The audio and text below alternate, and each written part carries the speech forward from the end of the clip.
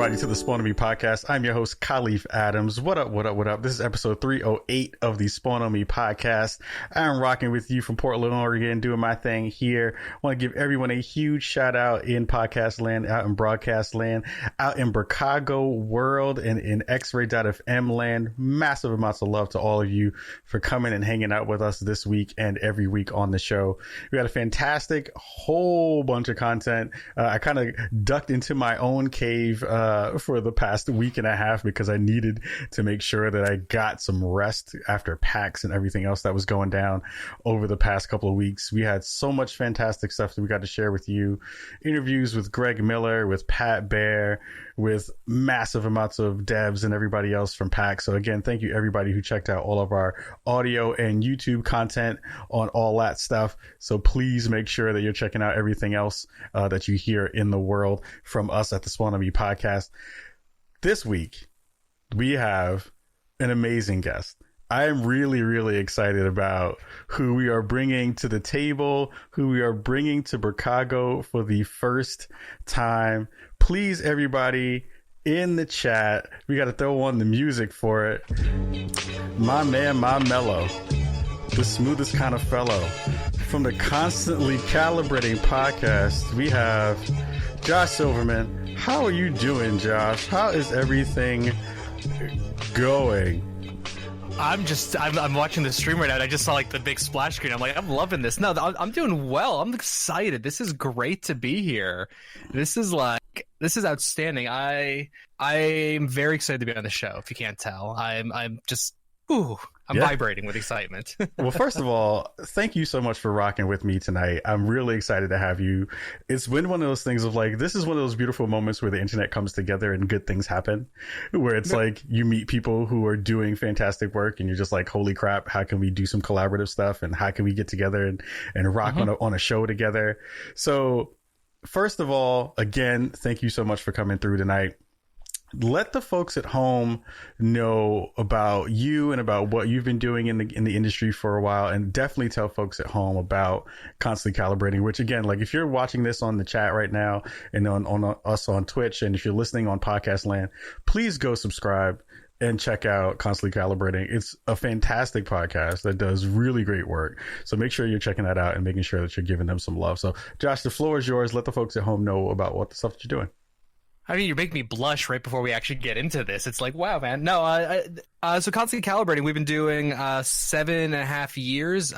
Literally this coming Tuesday from this live show is actually episode 300 for the main show. We've been doing this thing for a while now. Main show is really just kind of like pop culture, explore conversations with a quasi interview spin, I guess. We bring guests on, talk about whatever's happening with them, whatever's happening in the world, and kind of just see where we go from there. That's one thing. We do another show every week, which is our Catch-All Gaming podcast, which is all you can get into with myself and my co-host, my creative director of Constantly Calibrating, Justin Stanley. We talk gaming. We call it a gaming news show, but it's really like more of the Constantly Calibrating water cooler. Where we just sit and we talk about the games we've been playing, and maybe if we have enough time, we get to some news and topical related things. And we launched a show this past weekend, which is our Fire Emblem podcast, the S Rank Support podcast, which is the first 7 episodes is going to be us discussing Three Houses, our first playthrough in the game, and then we're going to see what people think of it and possibly expand out the show from there. Oh, that's fantastic. I love that. That's super, super cool. We kind of realized we were hijacking every show with Fire Emblem talk, and like every show was turning into like 30 minutes of Fire Emblem, 3 hours of talking. We're like, ooh, let's dial that one back and maybe create something specific. So we figured out a format, and it's kind of turned into like my baby show, you know. Yeah, so I want to talk about, because one of the things that I love to talk to other podcasters is about is, one, like, how you started the process of getting into it. What was the thing that kind of pushed you forward when you decided that you wanted to get into the space? And also, what were some of the things that you wanted to do initially when you kind of jumped into the idea of wanting to do a show like this? Okay, so again, 7.5 years. When I jumped into this, it was podcasting was like a saturated market, but it wasn't like what it has kind of become, you know. So what I wanted to do was, so I went to this event in LA back in 2012 called Lead Up, which was Kevin Pereira had just left Attack of the Show, and he wanted to do this like festival kind of event. So my wife heard me talking about it, and all of a sudden she surprised me as a Valentine's Day present with like a one night hotel stay and tickets to this event. Went there and ended up meeting a few different people, and I don't know, it was like some comment either Kevin Smith or Ken Pereira made on stage that was just like the generic thing you hear, which is if you have an idea, just do it. And Mass Effect 3 was coming out in a few days, and I just texted my then best friend and I was like, so you want to like just turn on a microphone and talk about Mass Effect 3? And that's literally how what the first show was. And the question of what was like the goal, what was the aim, that kind of thing, there was none. It was just my friend and I like talking to each other, and we just decided to just turn a mic on. I didn't start having any kind of like goals in mind until about a month and a half later. I saw Rooster Teeth was having their second ever RTX event, RTX 2012, and I saw they had media registration, and my understanding reading that was, oh, I get to go to the event for free. I was just some idiot who didn't like know what media was or anything of that nature. And I thought, sure, I'll apply. And I got an email back about 18 to 24 hours later from their PR that said, hi, would you like to have Bernie Burns and Matt Hullum on your podcast? Ooh, nice. And I'm like, cool. I've never interviewed a human being before. Sure, that sounds fun. I interviewed like a teacher once. So yeah, but had Matt Hullum on the show, and then we went to the event, and I just discovered this whole other world through that of interviewing people and talking to people, that I wasn't an introvert, that I was actually an extrovert, that I wasn't a follower like I'd always thought my whole life, that I actually kind of like had a little bit of a leaderness inside me, and it actually started my interest in like PR and marketing as well. So yeah, that just turned into I want to be, well, at that time I wanted to be the next Rooster Teeth. Then it was I want to be the next kind of funny. And then it's finally turned into I just want to be me, and help people grow. And that's where I'm at now, which is I just want to help anyone I can succeed. And if I can do something with myself, cool. But there's so many wonderful people in this space. I want to keep seeing them grow. Yeah, it's the beauty of the ability to kind of understand that this is a great space to, one, learn about the industry, and two, kind of be able to pull in more people when it comes to conversations around things that you both really enjoy, and also around not only the games that you like to play, but the people in the industry that you like to check out and hang out with. So it's like getting the chance to build on that. And I love the fact that you poked on some of the kind of internal parts of how this all works for folks who are learning about the space. I am too an introvert, and most people will never understand that I'm an introvert and will never guess that I'm an introvert from the way that I react and interact with folks in the world. But I'm totally an introvert when it comes to many things, and most of the ways that I maneuver around people.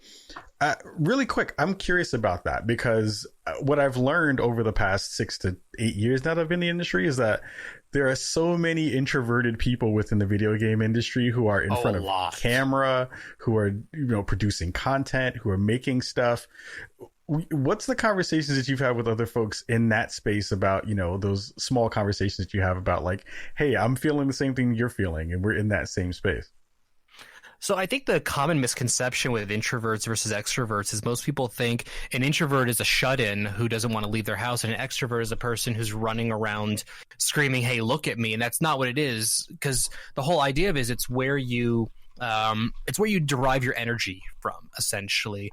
So you can be an introvert who's super outgoing. It's just your batteries aren't being recharged by talking to people. They're being drained, and rapidly at that. You need to you need to retreat to your safe space, if you're in an event, your hotel room, or to your personal space, and that's where you get your energy. And then there's the extroverts who get really fidgety if they're not talking to people. So they need to derive their energy. So they derive their energy from conversations, and they're always out there talking. That's, I think, that the most common misconception for me. Like I skirt somewhere. I think the actual official term is like ambivert, because I can derive my energy from people or from solitude. So if you see me at any event, I'm probably running a mile a minute, talking to absolutely every person I'm running. I'm at the bars at night. I'm pretty much waking up at 6 o'clock in the morning and not getting back to my hotel room until 2 to 3 a.m. almost every single night, constantly talking to people. But what you don't see, and I'm fine with that, what you don't see is when I get home after the event, I am a hermit for almost a week. I barely want to talk to people on Twitter. I barely want to be aware of the damn world. So that seems to be a very kind of common thing with a lot of people I've talked to who they're like, yeah, I work in PR and I do these massive presentations, but that's a different kind of energy. Yeah, is what you hear from them. Like being on a panel, it's like terrifying for an introvert a lot of the times, but at the same time, it's like if you're a public speaker, you learn ways to hold off your energy so you don't consume it all during that one thing, and then you probably recharge your batteries like crazy when you get home. Yeah. It definitely takes a lot to be able to get those batteries recharged and start the process over again. I know that when I was at E3 this year, it was constant. It's like every night you go into the bar, you're networking, you're working the floor, you're doing all that stuff. What's the process been for you in terms of you and the show of kind of growing your brand and also growing and leading into the content that you've been looking to make? I feel like one of the things that people always try to figure out when they're first starting the process of podcasting is, what's my niche? What's the thing that I want to kind of bring to the table? What's that been for you at Constantly Calibrating, and what's that process been like for you on the show? So I was an idiot for the first few years of the show where I didn't think about what my niche was. Like, in all honesty, if we wanted some success, we probably should have actually, like, early on, we should probably stay doing a Mass Effect show and just continue doing that instead of trying to become the next Rooster Teeth podcast or Nerdist. We were chasing instead of leading for the longest time. It wasn't until 3 to 4 years in where I started realizing, okay, we need to make a space. And pretty much the way I've just tried, and it took me until the last two or so years to kind of nail it down. My thing is about positivity. I was a negative, not great person to be around for a long time. And then I turned 30, 5 months after my first kid was born. And I just looked at this little 5-month-old, and I'm like, I can't be this POS to you. I can't be this garbage human being. I can't be, like my own father was to me, kind of thing. I can't be this person to you. And I decided I'm going to almost try to force positivity in my life. Like that was kind of, but like, I guess the best way I could start it. And then I discovered when I started being more positive, crazy thing, Constantly Calibrating started getting more opportunities. Bear Punch, my own brand, started getting more opportunities. I started making friends in the industry. It started going from, hey, please come on my show, to me just kind of at a bar talking about the show, and someone like, oh, cool, I would love to come on that. Yeah. Like, I think it was like suddenly this massive shift in stuff. So when I started noticing that in my personal life, and my professional life, I was like, now how can I transfer this to the podcast as a brand? Because we were kind of on the show, these negative a-holes, kind of, not nice, with our things. It was always like, you're just complaining about stuff and just going on these rants. And I would listen back to the show, and it's just like this toxic. We weren't that. We weren't that bad. We weren't like toxic. Let's be clear. Like we still had a lot of good points and stuff like that. But a lot of the stuff was just like complaining for the sake of complaining without merit or substance to it. Sure, is what it was. And I started not liking that. So I just kind of just said, look, we can complain about stuff, but how can we fix it? What would we do differently? How can we apply advice to that? And then it turned into this like search for positivity. So now if you listen to most of the content I do, you're probably not going to hear many like straight up negative reviews from me on games or movies or whatever the topic I'm talking about is, because I look at the people who are making the stuff. I look at the people who are consuming the stuff. And so a very long answer is, my niche is I want people to look at the good in the world, because we live in a really not great world right now. Yeah, I mean, the power of positivity, I think a lot of people kind of poo-poo it, and they kind of like dig into it as a negative thing to say, I'm trying to put out positive vibes into the world and trying to put out positive things out into the space. But it feels like you now find yourself sticking out from the crowd more when in a world and in a gaming industry and a gaming community that is filled with toxicity and filled with people who want to be more quick than right. You find that, you know, being able to speak truth to that stuff and kind of give good vibes to people definitely sets you apart. Once you started to do that process, and you said it kind of helped you to stick out and kind of help the show grow, did you get feedback from not only people in the industry, but from folks in your community about how that kind of affected them? Yeah, I mean, the thing is, I went from where I didn't get feedback for a long time. Like, we had some people in our community. We had some people who would join us for conversations. We had some people who would, would come around and, you know, all that kind of stuff. But for the most part, it was quite a few years of silence. Not a lot of feedback, not a lot of discussion. What I noticed was when we made the shift was, now people are actually talking about stuff. At almost every event I go to now, at least one person like actually will take me aside and like say these really nice things to me about, hey, I love the way you guys talk about stuff and this flow of things. And I wasn't sure about your show, because like our show is most of our shows are they're planned, but they're very loose. Sure. And some people aren't sure about that because, you know, you only have so much time to allot in your day, understandably. And there's a lot of entertainment options out there, and there's a lot of news options, a lot of things. So why come to us? And what people will say to me is, you know, but I see you promoting it. I come into the show and I'm like, wow, the way you talk about things, it makes me feel good by the time I leave. And that's, by the way, like one of those amazing meaningful things in the world. It happens at but most events. I think it's happened at about 3 different events this year that I've been to. Somebody's taken me aside and pretty much made me cry in a bar. Oh, that's great. Oh no, it's wonderful. But yeah, it's just like those kind of things. Yeah, it's I try to think about that stuff often, right? Where it's like, how can you, in the amount of time that you can, because of course, like all this stuff is a lot of work. Like I am sure that if you were to tell people how much time you put into the show every week, of the process of getting guests, the process of, you know, doing the social, the process of getting, you know, recordings done, and then doing all the parts after that. Like if you were to think about that in terms of how much time you spend, what would that number kind of look like? Too much. I mean, it's possibly too much time. I mean, let's see. Podcast wise, so the Fire Emblem show, we recorded a bunch ahead of time, so that's not technically done weekly for the actual recording. So we record about 2 to 3.5 hours, depending, of podcasts a week, and then editing time. I listen to every episode. That is a bare minimum the same amount of time. So let's just minimum double that. So it's 7 hours.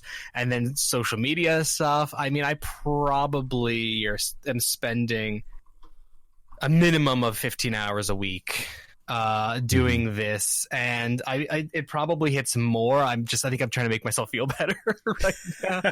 But it's whenever people say to me, it's like, but you don't currently have like a job, so why are you complaining about how long stuff takes? It's like, because it's not just because, okay, yeah, so the editing, the social media, the getting guests, we're talking 15 hours, but you also have to take into account, I do one of the shows is all about gaming, what games we played. I now have to make sure I play at least one game, which I have 2 kids, and most of the games I tend to lean towards for my enjoyment are not appropriate to play in front of them. Right. So I have to play most of my gaming stuff post-bedtime. My kids have terrible sleep schedules. So I don't start gaming until after 10 p.m., which is probably the only time I get to work most of the time too. So it's this awkward, weird thing. Plus, I don't make money off of this, so I can't really use the excuse with my wife of, hey, yeah, I need you to watch the kids for 8 hours today because I'm gonna go play. I don't know. I'm gonna go play Assassin's Creed Odyssey. I can't really use the language. I can't say the language that is used in those situations. She does let me do that. I mean, she does watch the kids to do that sometimes, but I can't really use that with any regularity. Yeah, I have learned that at this point in my life and in my marriage that I need to absolutely put the controller down when I get the look. And I'm just like, all right, yeah, it's time to not do that so I don't get stabbed in my sleep. And that's totally fine if you do that work and you get stabbed in your sleep because you don't do what you're supposed to do. But it definitely does feel like, hey, once you are able to kind of wrap your brain around that stuff and then learn about, what you can and can't do in the space and how much you can get done. You definitely do learn about some of the best ways you can maximize your time and stuff like that. One of the things that I wanted to bug you about, and one of the things I absolutely love about your show, is the diversity of guests that you have. So you have that's the goal. Fantastic guests that you've been able to snag over the years. I especially was digging through some of the most recent shows. You had my buddy from the Fan Control Football League, Pat Dees, was on the show. Shout out to Pat, who's amazing, and I need to get up with him because he's fantastic. I've been trying to get him to come back on the show, but he I have something about being busy with this league. I don't know. It's all BS. I know. trying to build a thing from scratch. You know how that goes. Getting Mike Tyson on the team and all these other celebrities and Greg Miller and all this other stuff and Chad Johnson. Who knew? Pat Dees. Yeah. Name some of the other folks you had on the show so far, because I think that's a huge accomplishment to be able to tout all the folks that you've already gotten. So we've had that's one of the things I also I'm very excited about. So we have a diversity of different people and different guests we have on the show. I really try to be as inclusive as possible and just try to bring on anyone I know with any. My thing is with guests. Do they have something they can talk about, and are they a passionate individual? And that's kind of where I start from. So we've had anywhere from like people who might be considered on the smaller side of things, like some local guys out here called Bites and Brews, who are phenomenal. We have had Nathan Brandt from the New Entertainment System podcast on the show recently. I've had voice actor Sissy Jones on the show. Nice. Sissy is one of my favorite people in the entire universe. Alex Wilton Regan, also, by the way, as a Mass Effect fan who started a Mass Effect podcast, having people from Mass Effect on the show was mind-blowing. Chris Avlon's been on the show 2 times now. David Jaffe once upon a time. Like, we've had people from all different walks of life, and around the industry and beyond. And it's technically Greg Miller's been on the show. It's more that we did an interview at an event, and I'm just like, screw this, I'm putting this on the podcast feed. You gotta do it though. He's the busiest man, and I'm like, okay, I'm just gonna put Greg on this feed. Why not? We have been trying to still schedule Greg's appearance on this show, and so Greg, long. You keep ducking me, Greg. It's okay, I love you, but you keep ducking me. No, you're just busy as hell. It's all good. We got him. We snagged him at PAX, but it's not the proper coming to Chicago moment. So I no, get that's you. the same for us. Well, we talk to him at RTX every year, and I haven't had a proper Greg Miller interview yet, like the proper long form thing. Him and Andy Salisbury are the people who just keep ducking me all the time because Andy's busy with, I don't know, like Ninja joining Mixer and some new initiatives in Mixer. Minor things. Just doing stuff that's changing the way that we look at streaming and things like that. Yeah. Who are some of the folks that you haven't gotten yet? Like you talked about Greg in full spectrum. Who are some of the folks that you've been looking forward to snagging?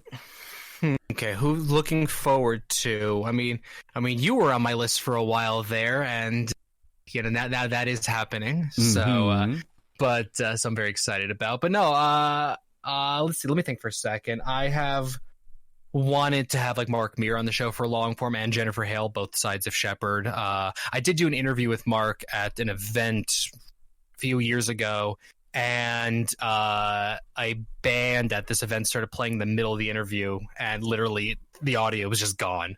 So it's just like, okay, can't release this. But like both of them, like voice actors, I like talking to voice actors a lot. I was trying to think. It's just more people in like the PR field as well. Like that's the thing is I have generalized like ideas of types of people I want to have on the show. Yeah. Hold on. Actually, I'm trying to remember that I do have a list here that I want to. There's someone like on the back of my mind that I can't remember who it is right now, and it's bugging me. It's So if always you like that bear when people put you on the spot to be like, who are the people that you want to have in your show? No, that's that's always do the that too. I'm just like, I kind of remember, I don't remember, but then I also do remember some of the stuff. It always comes back to you at some point. There it is. Okay, there's a friend who does some work with us, helping me get guests. So like Andrea Renee, one on the show. Friendly with her, but never had her on a show. Would love to have like Freddie Prinze Jr. is one of like a bigger name. I don't really know much about necessarily what he's doing nowadays, but he was an important part of my childhood and like did also Mass Effect stuff. Corey Barlog. Actually, one of my dream guests to get back on the show, she was on it. She was on one of our first episodes, I think episode 43 or 44. Ashley Birch. Oh, nice. She was on the show long ago because she actually grew up with my wife. But, I didn't know that. That's also. Yeah, she grew up with the Birches, so it's one of my weird not claim the names, like claim the name dropping. I name drop the person who's kind of close to me, but maybe not as close as they should be, but kind of close to. Well, the weird thing about that story is Sissy Jones. Whenever I see her at an event, she's always with another voice actor. You know, they're doing something, and she always like, "Oh, this is Josh. His wife knew Ash, and I'm like, why are you telling this name dropping story? Like, I appreciate it, but it's also like, even I'm like only barely comfortable. Hey, I name drop people all the time at this point. I'm just like, F it. I don't care. Why not? We're podcasters who interview people. Of course you do. You kind of have to do it. One of the things we have to do as well is we have to take a quick 2-minute break. Everybody here on the podcast feed, everybody here on the Twitch feed, we'll be back in 2 minutes. We are rocking with my man, my mellow, Josh Silverman from Constantly Calibrating. We'll be right back after this.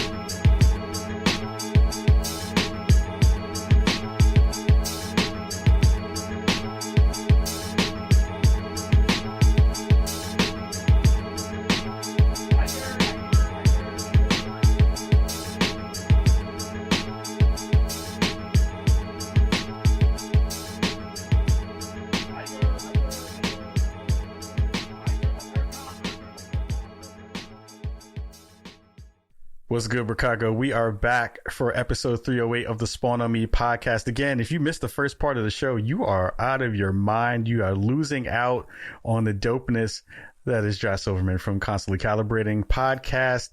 What are you doing? You make sure you go listen to that first part of the show. So what we do here in Chicago is, of course, we talk to magical, mystical, wonderful people in terms of our guests, but we also dig into news of the week, things that you need to know in conversations that have been happening in the gaming industry, in the gaming world. One of the things that we saw this week, which freaked me out and just made me want to throw a controller, was seeing another woman on Twitch getting banned for just having on clothes. It's amazing to see how Twitch is botching this. We are Twitch ambassadors here at Spawn on Me. We are on the platform, but we also always want to make sure that we're keeping folks who are giving us these opportunities feet to the fire so that we understand that we are kind of doing the work that we should be doing. So Kuko was a streamer, or she is a streamer on the platform. She was streaming on September 15th, and she was cosplaying as Chun-Li. She had on the kind of usual Chun-Li garb, which is a kind of an upper blouse with a skirt on, and the skirt had a slit in it. And she sat in a chair. She was starting her stream, or she was doing her stream. She sat in a chair, and I guess, moved her camera to kind of get a more full body shot, and Twitch flagged that as being sexually suggestive content, and they banned her stream, which was the most unreasonable thing I've seen in the space in a while. Josh, I mean, don't you know thighs are dangerous? Like women's thighs, they're so dangerous to mankind, or some crap. You would think that it was like thighs or WMDs or something. Like, you would think that it's like some whole other thing that we just haven't seen humans have in the space. So we've seen Twitch do this on a couple of occasions. They've kind of gone into this other spot where they've said, we are both the fashion and the content police. And it feels like they've been, not doing this for everybody, because we've seen the conversations around folks who have been racist or misogynist or all those things.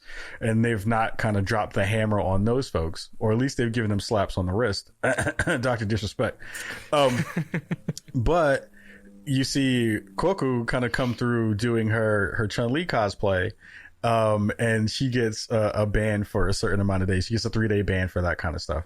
Josh, I'm really curious to understand it, and please tell me what I'm missing within this story so that I can understand what the hell's going on.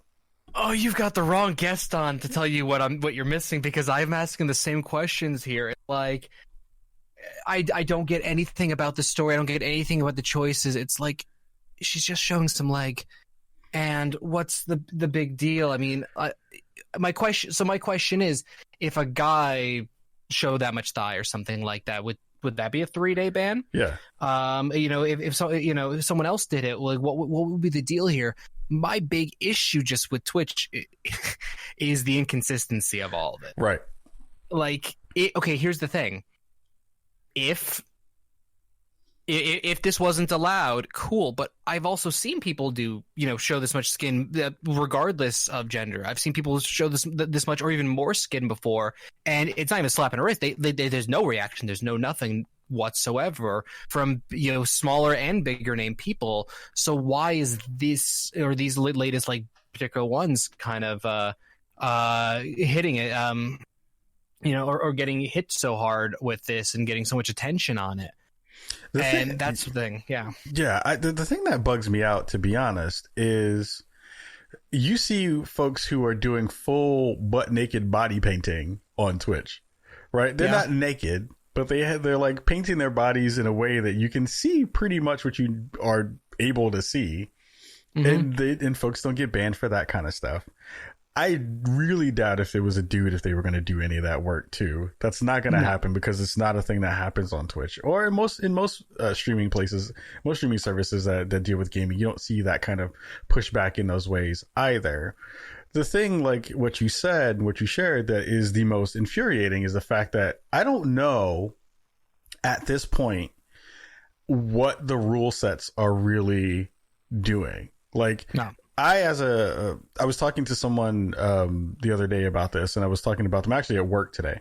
And I was like, the thing that makes it really difficult is, as an ambassador for the platform, I am very lucky. Like, they gave me this title for this year, for 2019. We've been given some perks to be able to do some stuff and some activations that we've been able to do. One of the things that is a part of that process, or at least a part of the ideas around that process, is, as an ambassador, you're trying to help people learn about the platform. You're trying to help people kind of be ingratiated to the platform and making them feel like, hey, if I've never streamed on Twitch, what's the things that I can do to get better? What are the ways that I can learn how to maneuver and around the system? And when it comes to safety, when it comes to checks and balances, when it comes to the ability to tell people, like, if you do this, you'll get banned, so don't do it. But if you do this, you'll be fine. I can't even tell people what the hell to do anymore, because I literally don't know. I don't know, besides what's in the terms of service, what other small infractions are going to get you banned. I know that you are streaming often. You stream primarily on Mixer, correct? Primarily on Mixer, yeah. For a bunch of different reasons, we switched over to Mixer, yeah. Yeah. What's the process been like over there in terms of, because I've seen a lot of conversations around, and this happened even before Ninja made the big move, was that Mixer itself was doing really, really well with kind of showcasing and talking about how their terms of service were going to work for folks and how they were going to keep people safe in terms of their safety guidelines. Well, yeah, they've had pretty like ironclad like the terms of service and then other rulings and stuff like that. When Ninja popped over, there were a lot of people, primarily Twitch people, who were responding, and because they just discovered, because Mixer has very strict rules about their ratings and what you're allowed to wear, to the point that at least when I joined, I haven't actually looked at it that close in a while, but when I first joined at the beginning of 2018, it straight up showed you a male body and a feminine body, and it showed you kind of like for every rating how much skin could be shown and what kind of outfits were allowed. Interesting. People discovered this when Ninja joined, and like, oh, Mixer's keeping women down because women are allowed to show skin. And here's the thing, the women's rules were, I think I've always said, a little more strict than they needed to be, even going up to the 18 plus level. They're a little stricter than they need to be, certainly compared to what men are allowed to do. But at the same time, the rules are there. Right. So if somebody violates the rules, you report. And it doesn't even take like a mass report. You report and it's investigated. Right. Also, if somebody's not breaking the rules, they're totally within the guidelines, and some, D-bags come out and just start mass reporting, guess what Mixer actually checks to see if the person was violating the rules, and they just say, nah, they're good. Right. And that's one of the things I love about Mixer is they have a set of rules, whether you agree with them or not. They have a set of rules. You can check them easily. They actually now, for new people, you have to pass an onboarding before you can get your stream key. Interesting. So like the rules are spelled out for you. Interesting. And if you violate them, sucks to be you. Versus Twitch, where they've got some rules laid out. They've got some stuff there. Are they going to be followed? I mean, again, someone broke California law earlier this year. Whoops, who cares? Oh yeah, I mean, yeah, you can you can film in a bathroom now, from what we hear, and still keep your channel, break an actual law. But my thing is also, besides the inconsistency of the way that the rulings go down, the other part of the process that is really infuriating is the fact that I love the fact that Twitch will send out lots of information about products that are happening within the ecosystem. They'll tell you when new tools are coming that you'll be able to kind of help build out your streams. We got a whole bunch of stuff when September came out. Subscribe to the podcast, please. But when it comes to conversations around enforcement of rules, it's very difficult to find a person that is specifically tasked with being the face of that communication to the rest of the community. Like, I understand in lots of ways that, of course, we know that the gaming communities in multiple forms and fashions don't really deal well with authority. They don't necessarily deal well with nuance, but the conversations around keeping people safe on the platform and also kind of making sure that people know where they stand has been super lackluster over the past couple of years specifically.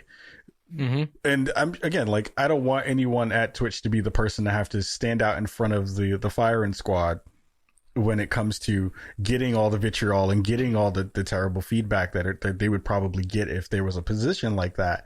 I'm just curious to understand, like, what does that mean when you don't have that go-to person, or at least if the platform itself isn't really clear about where the lines are drawn, like what line is drawn in the sand.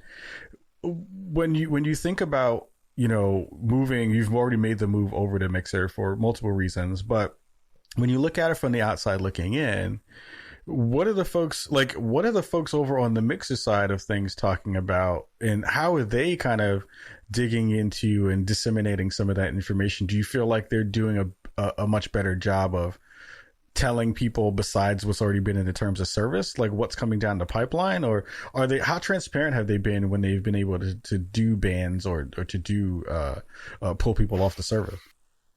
So where I'm at a Mixer, I'm not like a partner or anything like that. At my level of things, the only reason I hear about anything Mixer's doing is because I'm friends with a lot of partners who occasionally tell me things, and then I also am friendly with some people who work for Mixer who I hear something here or there kind of stuff. In general, Mixer isn't necessarily super transparent with passing down the pipeline, like why well, the thing is, I actually can't remember offhand like a major ban happening of somebody like that. That's the thing. There hasn't been like some equivalent to this case or some equivalent, justified or not. Like there's nothing I can really think about, at least in the last few months, that's striking me. So there hasn't been much of that. You see people, you see people talking about comparatively like Mixer versus Twitch, like how Mixer would do things differently. Right. There's that kind of stuff, but no, they're not super transparent. Yeah. But I'm not sure what there is to necessarily looking at. As far as features go, we hear nothing. At least where I'm at, I hear nothing until it pops up on Mixer's Twitter. Yeah. Well, I reached out to some folks behind the scenes, and I'm hoping that we'll be able to have some conversations. We're still looking for some way to bring people onto Spawn on Me to talk about some of these conversations in real ways, and we'll figure out ways to be able to do that either behind the scenes. Also, it's one of those things that I would love to have seen them take some time, because next week, I should say when this is airing this week, TwitchCon is going to be happening from Friday to Sunday. It would be a perfect time to have a symposium about what they're doing in terms of giving people better responses and giving people better ways to understand where they kind of sit on the platform and how some of that stuff is working. Because I think everyone would sit with bated breath to be like, what is actually happening here, and how can we be better about this? And are you, saying one thing and doing another? So I'm hoping that that's going to be a thing that, that they figure out in some short amount of time. I just want more clarity and transparency. Is maybe just agreeing what you said. I mean, I know I just said Mixer isn't super transparent on these things, but it's also the difference of Twitch is the leader by a extremely wide margin, right? By an incomparable margin. Just stop being silent, stop being quiet. Just say what's going on, and say what your rules are, and stick by them.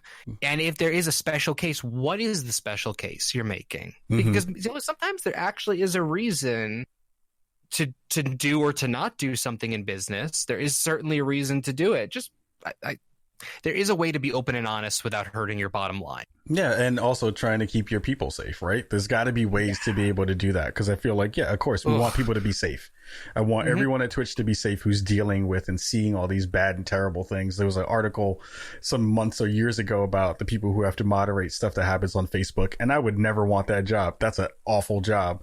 But Nightmare fuel. But we're going to pivot. Twitch, we want you to do better. We're hoping that you're going to do better soon. Someone who is trying to do better and being a little bit more transparent than we probably expected him to be is Hideo Kojima.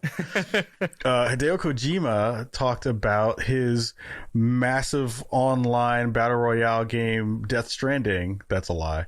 That's going to be coming out soon. And he had this really kind of, I will say it was a dope moment of transparency that we don't see often from developers. I know that a lot of people in the industry and a lot of people during the scuttlebutt of having the conversation about what he said didn't like it. But what he did say was a couple of days ago, he said, Death Stranding won't really get fun until players get halfway through the game. He says, adding that they will feel lost to begin with and that the feeling is intentionally part of the game's overall design. And it's one of the games that he's made since leaving Konami. That to me, I'm going to step back for a second. I want to hear your thoughts about Kojima basically saying the beginning of the game is going to be pretty boring and still caught my joint, like still caught my game, even though the beginning is going to be pretty damn boring. What's your thoughts on that? So my first, when I first saw that get discussed, like when that quote first came out, all I saw was like the Twitter post somebody had made, like just kind of paraphrasing it. The game doesn't get fun until 50% through, and I had this flashback to Final Fantasy 13 when people were trying to sell me on playing it and be like, don't worry, the game really sucks. But it's only the first 40 to 60 hours. And I'm like, and I remember just looking, and this was around the time I shifted from this hardcore JRPG player who played 100-hour games like they were nothing to, I think I was in the process of getting married at that point, and I'm like, and I'm busy, and I'm getting more busy with stuff, and I had gone back to college, and I'm like, Yeah, I don't have 60 hours to waste on something that is supposedly terrible until I get through that. And it was just like a fascinating. So I just like had this moment hearing this, but reading more into it, I get what he's going for, and it's not that the game is gonna be terrible. Like that's Right. what he's saying is the game is gonna be confusing and maybe not for everyone. Now that makes me think of a different game I've been playing recently, Ancestors. Oh yeah. Ancestors drops you into a world with practically no tutorial, no information. I think it was Patrick Klepek wrote a review that it more or less it boiled down to, this game is not made for me. Right. That game was made for me. I enjoyed not knowing anything about what I was doing in that experience. So I went from a person, I'm not a Hideo Kojima fan. I've played Metal Gear. I played Metal Gear on the NES, borrowed it from a friend when I was a kid, and then I didn't play anything else he did until Ground Zeroes, and then a little bit of maybe like 10 or so hours of Metal Gear Solid 5. So Right. I am not one of those Kojima, fanatics or anything like that. So, but here's the thing: his whole thing that the game might be a little confusing and tricky to get into, and it's going to take you 50% to really understand what's going. This is literally the first time I've been interested in Death Stranding. Right. Like, I'm just like, this is my jam. Like, Right. okay, a game that's gonna that's not gonna hold my hand and is just gonna be like, hey, this might be shitty. Yeah, yeah, right. Like the thing that I actually came away with that quote, and I was on Twitter talking about it a lot, was like, I really appreciate the fact that Kojima, after all these years of this game being clouded in secrecy, with it not being well shown in terms of what you're going to be able to get in that game, and also people still, like, to this day, I still don't know what I'm supposed to do or get when I pay $60 for that game. I literally still don't know what's supposed to happen within this game that is supposed to be so mind-blowing and so amazing and so fantastic as a Kojima joint. But what I do appreciate is the fact that, unlike most developers, he fessed up to the fact that he's like, yo, this game is going to be kind of not that dope in the beginning. It'll get there. And if you rock with it, you will be rewarded in some form or fashion with some of the gameplay stuff that you'll get. I am a not Final Fantasy fan. So, like, I have been through many a game when I have tried to play games in that series, and people have done that same thing of being like, yo, it's going to get better. It's going to get better. It's going to get better. And I'm like, yo, fam, it's like 40 hours in. I've been playing this thing for God knows how long. It's not getting better. When's it going to get better? And people can't answer the question. It's like when you ask people, they're like, if you don't have kids, and they're like, you should have kids. And I'm like, but why? They're like, because you should have kids. And I'm like, well, there's not an answer. You have to give me like an actual answer. As a parent, I'm just going to say, when somebody who's a parent says you should have kids and doesn't have a viable response, the reason is suffer with me. I love my kids, let me be clear, but that's when somebody says that to you, it's because I need someone else to complain with, because my wife or spouse is really sick and tired of me saying that I want to feed the kids to wolves. Yes, exactly. And that's my thing, is like, Kojima is at least, and the thing I actually really appreciate alongside that is, one of the biggest complaints that we constantly see from folks in the community, and especially from the consumer side of the fence, is that, you remember when bull shots used to be a thing, when everyone was like, oh, this game doesn't look exactly like what it looked like in the screenshot, or this trailer is CG as opposed to gameplay. The conversation of like, we keep getting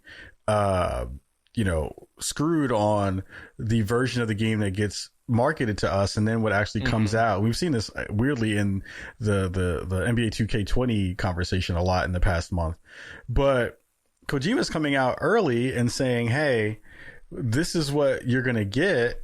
And I would think this would be a rallying thing for most people who are consumers, to be like, yo, Kojima, that's kind of dope. I appreciate the fact you said that. It doesn't make, I still don't know if I want to purchase your game, but I still want to understand that I still appreciate the fact that you came out and was like, this is what you're going to wind up getting for your money. I feel like that's a good thing. Well, I mean, it's harkening back to what we literally were just talking about in the previous discussion with Twitch and stuff like that, and transparency in business. I mean, he straight up said, yeah, you know, this game's not for everyone, which is not something you hear in this industry at all. It's all about marketing. It's all about straight up whoring out your game to try to get as many consumers. I mean, how many times have you purchased a game because on paper you're reading all, you know, either purchased the game or you've asked for a review code kind of thing, and you're like, because you're reading that fact sheet or you're watching those trailers, and it's like, this game has this. Oh, I love this. It has this. I love this. It has this. I love this. And then you go hands on the game. It's like, wait, why did I buy another tactical RPG? I don't play these. And it's like, it's what, but because the marketing didn't show you that specific aspect because they're trying to sell you on something else. Right. This is a case. He's just like, this is my strand genre of games. You might like it. You might hate it. I don't know. This is what it is. And yeah, it's confusing as hell stuff. But he's also just saying, you know what? It's a game. And look, all I'm going to say is right now, what he gave us in that quote there, in that interview or whatever, is more information than we've ever had about this game. It is. So it totally is. I'm with you. I don't know if I'm going to buy it. I don't know in what capacity I'm going to play it, but it did take me from being like, I have 2% interest to, you know, okay, I'm going to play this at some point in some capacity. Yeah, like the things I still know is that you look like an Amazon worker because you have a whole bunch of stuff on your back. You don't get to look at Norman Reedus's crotch and he'll punch you in the face. And you get to wear a baby on your chest that's put in liquid. That's like you get a poached baby on your chest, and then you get the rest of the stuff that's alongside the game. I still don't know what this game is supposed to be. Hashtag poached baby on your chest. Poached baby. So I have no clue what's supposed to be coming on with this game, but I'm excited for it still. Like, I have no reason to be excited for it besides it's a Kojima joint, but I'm still excited anyway. Anywho, last story for this episode, we're going back to June. We're going back to E3. E3 has been doing some really interesting stuff alongside leaking everybody's information who went to the show. Alongside that part of the thing, Mike Futter over at GameDaily.biz shared some information about a leaked memo that came out from the ESA talking about what they're planning to do with the festival for next year. So folks who are familiar with E3, you mostly know that it is a trade show that most folks in the gaming industry will go to because there are folks on the business side who have to make deals, and there's folks on the press side who have to cover the games that are going to be coming out. It's the biggest show of the year in terms of gaming. The ESA runs that show, and what they've been trying to figure out is how can they be better in terms of growing what that show is going to be. So it's moved from that trade show to now kind of being more of a influencer and fan show. So that has been interesting. I don't know if it's working yet. It's an interesting kind of idea that's happening, but I don't know if it's actually worked. So it was a pitch deck that was shared there. And some of the things that were the most interesting aspects of it, I'm kind of looking through the article really quick. Sam. They talked a lot about the power of social good in some of the decks. They've talked about how they want to amplify social good in the gaming space. They talked about how they wanted to, and this is really interesting because this is the thing that I feel was the biggest part of the conversation. And shout out to everybody who just joined the chat. Paid media partnerships was an interesting part of the conversation. They said they want to create paid media partnerships with major outlets that exponentially increase the reach of E3 and its exhibitors. It talked about enabling the ESA to control content and their message. And it also talked about kind of bringing in folks like CNBC, which they did last year, and gave them a kind of a spot on the floor to talk about some of the stuff they want to do.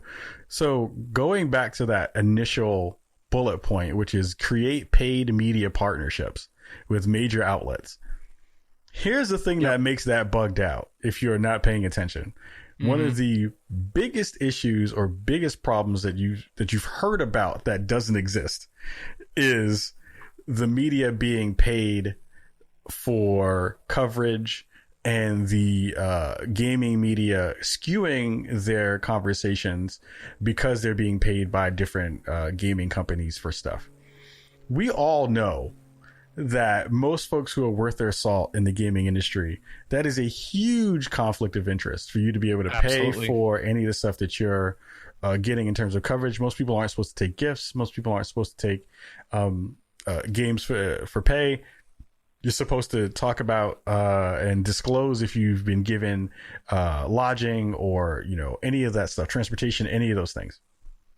The fact that now E3 is looking specifically to add that into the mix of who's going to be a part of the show is monstrous. That is a huge fuck up on their part to put that in a deck to say that that's going to be a thing that they are trying to do. Josh, I know that you have been following E3 for a very long time.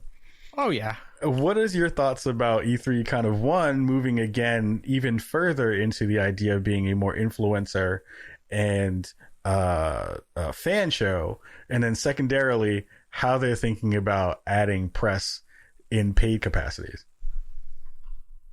Okay, so I mean, the moving away from the trade show thing, I like many people, you know, grew up hearing about the mythical land that was E3, the Electronic Entertainment Expo. I spent most of my, I guess it was like my late teens into my 20s, like, I one day will go to this magical place. And, you know, when they opened it up as a fan thing, I was like, okay, that's an interesting choice. But it was like, okay, I kind of get what they're doing. But it still seemed like they're going to still focus on the industry side. Mm-hmm. They're still going to let industries do stuff, but it's just expanded more and more away from that. I just don't know why E3 as a fan event in the United States even exists, because we have PAX. Right. Which does it 1,000 times better. Right. So the fan side of thing, I just don't get whatsoever. And I didn't get to go to the show floor this year because I told the story in Constantly Calibrating. So I last minute decided to go to E3, and I just decided just to show up because they'd never responded to my original press request. And I just went to the press booth outside and I said, hey, yada yada yada, this is my show. I had press credentials last year. I just wanted to see about possibly getting that again. And they asked me to pull up my iTunes, and I had 2 less iTunes reviews. Oh, no. Because the only requirement apparently was 20 reviews. Is it really only 20? That was all it was. That's interesting. Unless they were just making up shit on the spot to just, get me.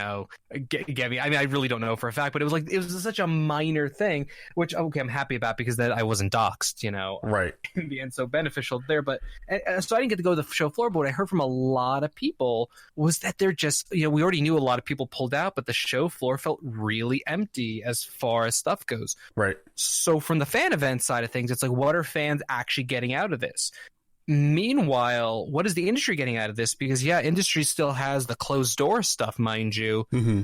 And most booths that were there still had the, their media station, so media and industry people can get their appointments and do stuff. But I literally do not get the purpose of it being a fan event, and I get it less every single year. Yeah. It's one of those things that, and here's the thing, like if you're new to the channel, thank you so much for dropping by tonight.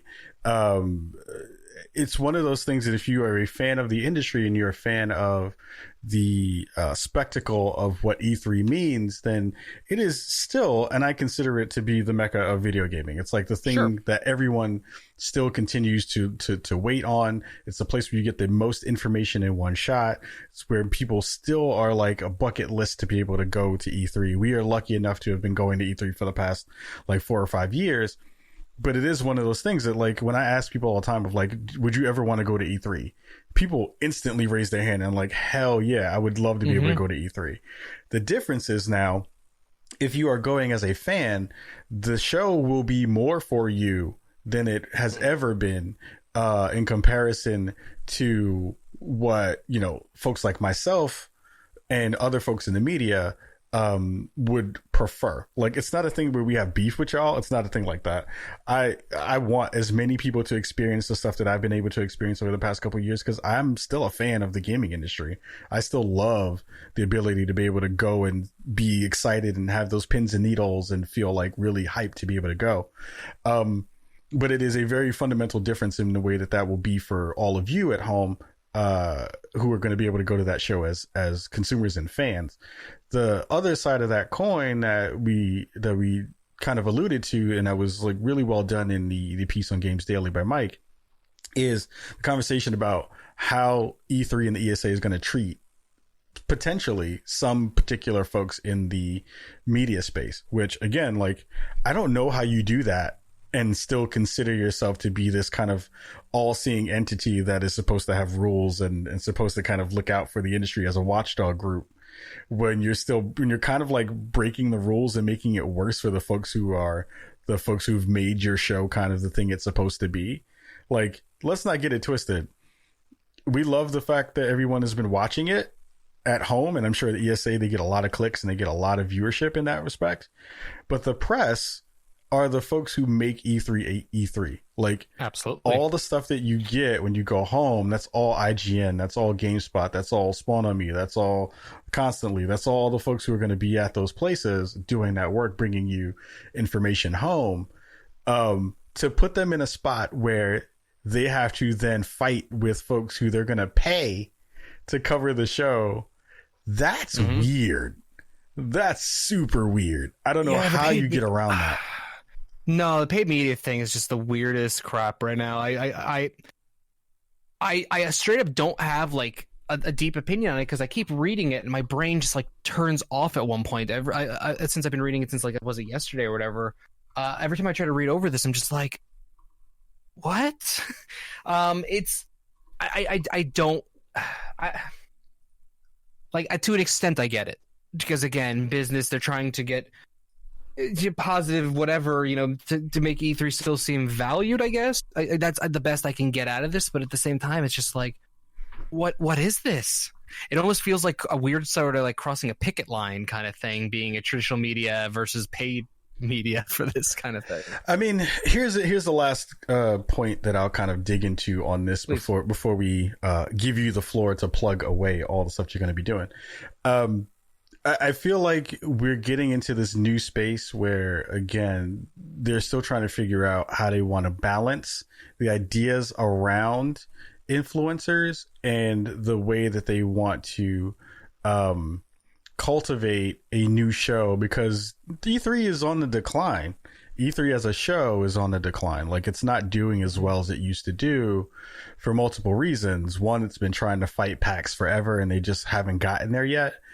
To the way that information is disseminated across different versions of the gaming industry has been very different. YouTubers and Instagram stars and Twitch stars have been the new go-between in that space to be able to get you the information you need about the games that you do.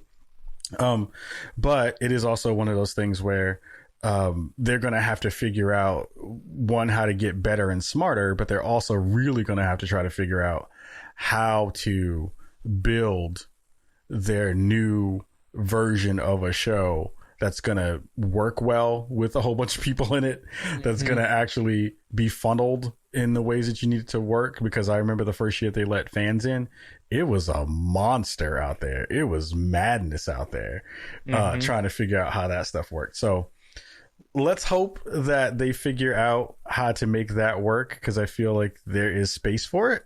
And I'm excited for the possibility of them being able to do some of that stuff, but they have a long way to go in terms of making that stuff happen. They do, and hey, Tuesdays apparently industry influencers and media get their own day, so that'll be cool. We'll see what happens when it comes to that stuff. If plus cute-tainment. Yeah, if they can pull it off, then that's going to be really dope. But who knows yet? So, if you before we let you go, before we get up out of here for episode 308, I gotta give you some love. I gotta give you the stage to be able to talk about all the stuff that you're working on, all the things that you're doing with Constantly Calibrating, and all the other stuff that you bring to the podcasting and gaming table. So, Josh, the show and the floor is yours. Take it away. Oh, you're so sweet. So I'm Josh Silverman, co-founder of Constantly Calibrating, a podcast network. We stream off of mixer.com/concalpod. All of our VOD stuff goes up youtube.com/concalpod as well.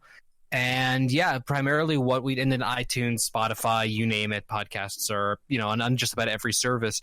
We have our three main shows every Tuesday night. We do the Constantly Calibrating podcast at 5:30 p.m. Pacific. We're actually doing a special episode this Sunday, I believe, at 1 p.m. Pacific, with this gentleman, Khalif Adams. Who, me? Me? Yeah, you. What? You. What? You are episode 299. Nice. The Constantly Calibrating podcast. You're right before the episode 300, which will be this coming Tuesday. And I'm bringing back every person who's ever been a host or co-host of Constantly Calibrating for.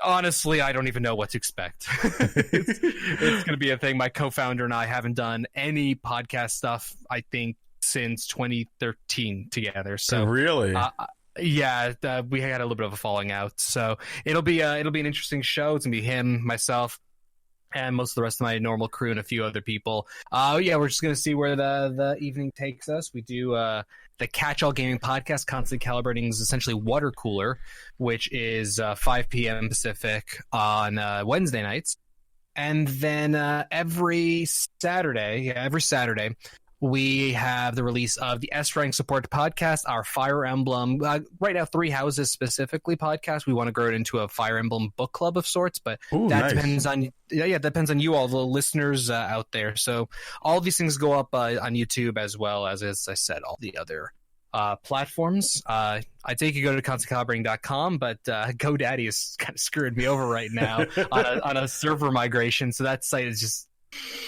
it's a thing. So twitter.com/concalpod is the best place to find stuff, and I'm at Bear Punch. Nice. And then otherwise, that's it for the business side of things and what we do. And then I'm just trying to find work in the game industry as me personally. But if you want to go just watch me in general, I'll be coming back to streaming personally in October. Mixer.com/bearpunch. That's my personal brand. I stream a lot of Final Fantasy 14 and then whatever I'm reviewing for Constantly Calibrating. Badass. You are, again, as always, one of the best people in the industry. It makes me so happy to have had you on the show tonight. It makes me so excited to have you rocking with almost 2,400 people in the channel tonight. Khalif, if anyone's been noticing me every now and again, like doing this, because I'm having like a momentary panic attack where I'm just like, oh. It's pretty dope to have all these new folks checking out Burkago tonight. Again, thank you everyone in the chat for hanging out with us tonight. A couple of quick notes before we get up out of here and please stick around because we're definitely going to raid some folks. I'm going to be at TwitchCon this week. When this goes up on Tuesday, I will be hosting and moderating 5 different panels on Saturday. I'll be going from 10 a.m. in the Frankers Theater to around 6 p.m. that day, moderating 5 different panels. So if you're going to be at TwitchCon, please hashtag let Ka rest. Yes, sweet Jesus. So if you're watching here on Twitch now, please follow the channel. Please subscribe to us here over on Twitch, but also please watch us over on Twitch channel because they're going to stream every panel that I'm going to be moderating. So we're going to be talking to folks who are in the medical field about ways that you can be better about your streaming. We're going to talk about upping your presentation game with some folks as well. We're going to talk about charity stuff with our dope folks, Data Dave and T-Rex specifically.